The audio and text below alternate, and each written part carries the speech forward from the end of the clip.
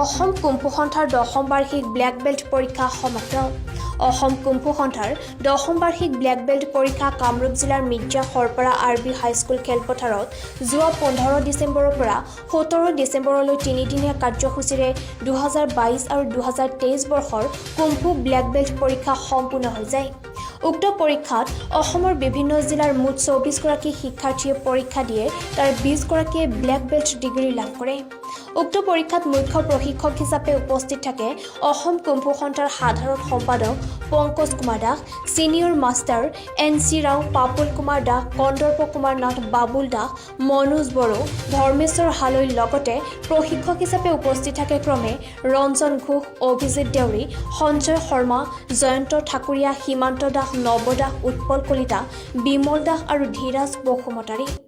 Assam kung fu সন্থাৰ 10ম বাৰ্ষিক black belt পৰীক্ষা আজি সমাপ্ত হ'ল। যোৱা 15, 16 আৰু আজি 17 ডিচেম্বৰ এই 3 দিনীয়া কাৰ্যসূচীৰে আমি এই ব্লেক বেল্ট পৰীক্ষা মিৰ্জাৰ আৰবি হাইস্কুল খেলপথাৰত অনুষ্ঠিত কৰিছিলোঁ।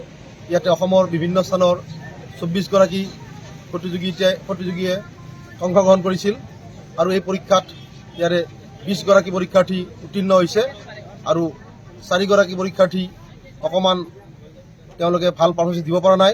সেইবাবে আমি তেওঁলোকৰ পুনৰ অহা জুলাই মাহত পৰীক্ষা লৈ তেওঁলোক যদি উত্তীৰ্ণ হোৱাৰ যোগ্য হয় তেতিয়া তেওঁলোকক আমি উত্তীৰ্ণ কৰিম।